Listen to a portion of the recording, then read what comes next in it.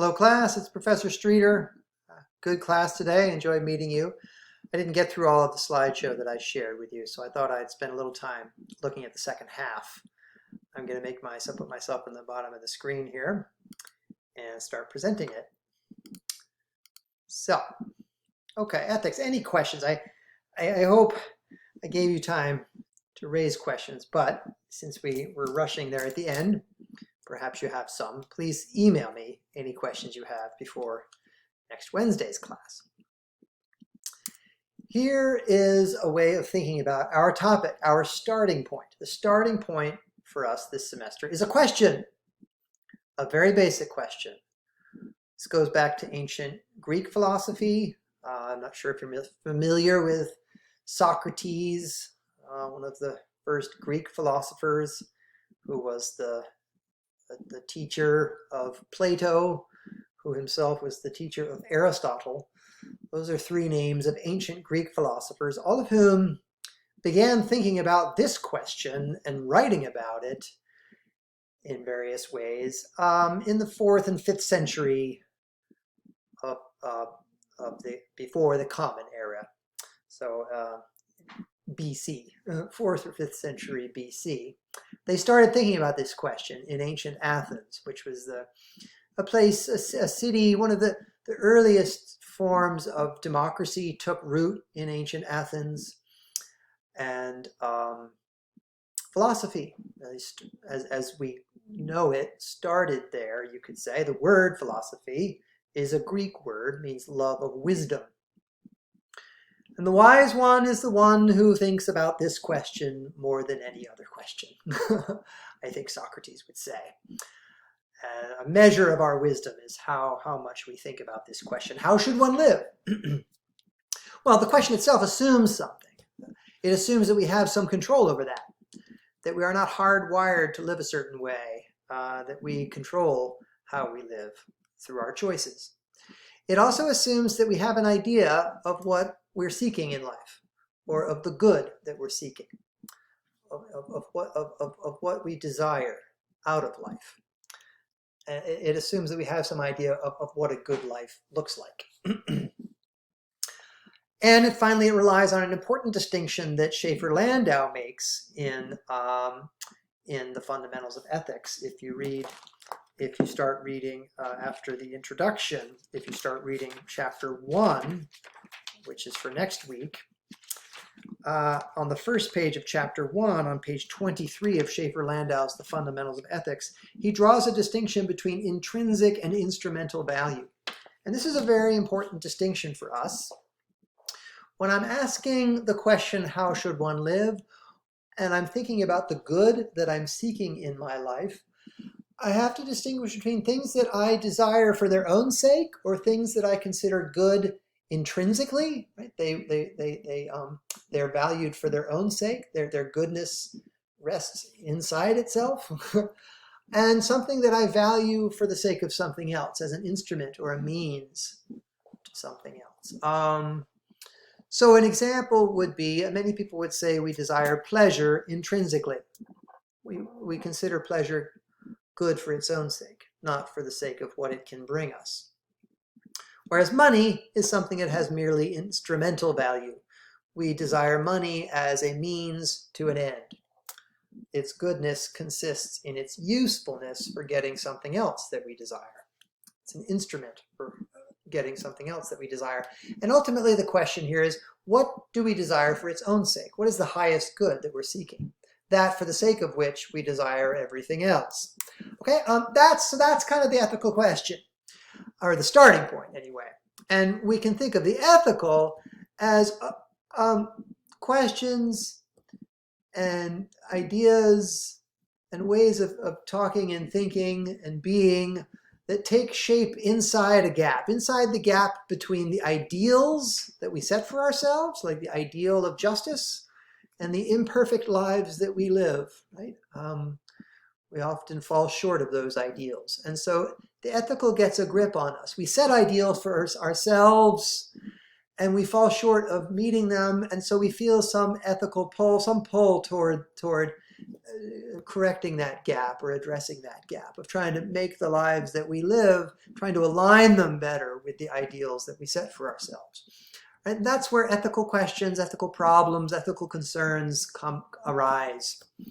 And so once we start thinking about that gap between the ideals we set for ourselves and the imperfect lives that we live, once we start thinking about that gap, some questions emerge, some existential questions about human existence.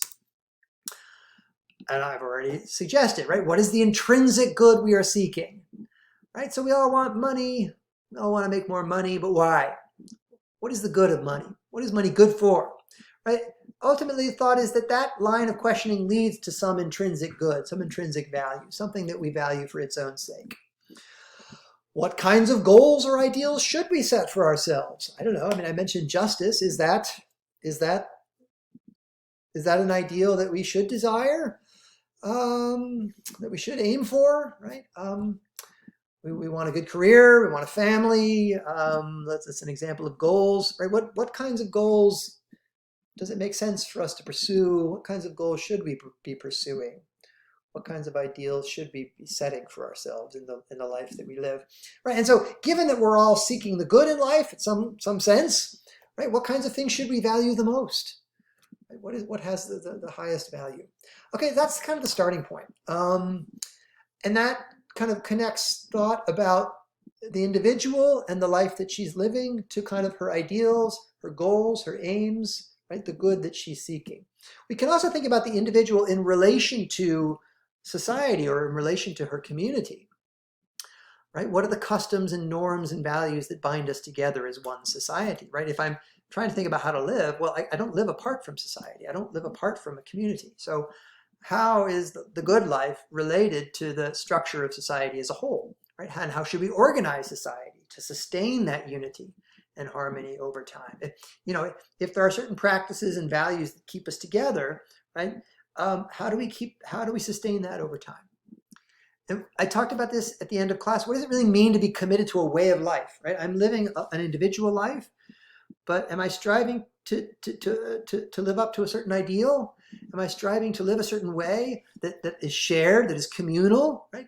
Right? That depends on other people, right? I'm independent in the choices that I make, but I also depend on other people and the form of life that my parents showed me how to live, for example, right? So what does it mean to be committed to a way of life over time? And what makes a way of life sustainable over time, right? We can think about this in terms of environmental threats to our way of life, but economic obstacles to sustaining a way of life over time. Historical changes, events, war and famine and other events like that can threaten a way of life, threaten the fabric of a society. But the threats can also come from within, right? Threats to democracy, threats to the right to vote, right? Makes it hard to sustain a democratic way of life, right? But so what sustains a society or a way of life over time? Okay, let me just check the time. Okay, so, and that's related to the opening question, how should one live? Well, in choosing a life for myself, I'm also sort of giving a model for others to live by. And so in committing myself to this life, I'm showing people how to live. I'm at least opening up a possibility of a way of life. And is that a way of life that I want others to model themselves on? Is it a way of life that I can sustain over time? Right? Okay, so Socrates, as I said, was one of the first people to ask these kinds of questions, or at least in a systematic way. We don't really have any of his writings, but we have the writings of Plato, his student, who wrote these dialogues in which Socrates is the main character. But Socrates famously was charged criminally in the court of his peers. He was charged with not believing in the gods of Athens and with corrupting the youth, corrupting the next generation. The way he lived his life, his commitment to philosophy, to questioning people's values and questioning people's commitments and questioning the basic norms and customs of his society, got him in trouble. He was considered a threat, a public threat. And so he was sentenced to death for being a corruptive influence on the next generation and being an atheist. Now, Socrates defends himself against these charges, but here he is accepting his death sentence. He's about to drink poison in prison with his friends surrounding him, and he's pointing up. And this is a later painting. This is a European painting from the Renaissance, kind of recalling the heroic life of Socrates in ancient Athens and his ideals, right? He's pointing up. He's willing to die for the principles or the ideals that he set for himself in how to live his life. And his friends try to stop him, but they, in the end, let him end his life rather than go against his principles, go against what he believes in, go against the values that he committed himself to, or go against the way of life that he believes is the best way of life. Okay, so Socrates is a model, a kind of martyr, a model for how to commit yourself to a way of life. What are you willing to die for? Socrates was willing to die for his philosophical commitments, his ethical commitments. It raises the question, right? What are you willing to die for? Or what are you willing to sacrifice for? Maybe death is not something, you were willing to consider as a sacrifice, but, what are you willing to sacrifice for the sake of preserving your way of life? Right? Cesar Chavez, I told you at the end of class, is an example of someone who believed that it was important to help workers organize and get a better life for themselves, get more independence, autonomy, get better wages, better working conditions, right? So he organized farm workers, mostly Latin American farm workers in California. And he was very influential in the movement toward more rights for workers, right? And the strengthening of unions in this country. He was willing to sacrifice a lot for that cause. King, as you know, was assassinated for his work in defending the civil rights of Black people in this country, but of all people, of everyone in this country. And his work led to major civil rights legislation, but his life ended in death. Died much too young before his time. But he is an example, a model for how to kind of commit yourself to a cause. And so I talked at the end of class about the Me Too movement, and this kind of took root in the 2010s. The oppression of women. There's a long history of the oppression of women and a history of sexual assault, but only recently have women really been speaking out about it and holding men accountable for how they live and willing to march in defense of women's rights and against, trying to eliminate sexual assault in the workplace, in the home. That's a march in Los Angeles. Okay, so I'm going to pause here. But those are examples of, people committing themselves to a set of principles, a set of ideals, and trying to hold themselves and society up to those ideals, right? Equality, right? Black Lives Matter is really about equality and the lack of equality in this country for Black people. And that relates to issues of criminal justice, right? The way in which Black people have been treated differently in the criminal justice system than white people, right? So they're kind of a response to discrimination against Black people in the criminal justice system. But the wider issue is equality generally. What would it look like for there to be more equality, racial equality, class equality, gender equality in this country? And that's what the protest is about. That's what the commitment is here, a commitment to equality. Okay, how much are you willing to sacrifice for the sake of that? Okay, what does it mean to really commit yourself to equality as an ideal?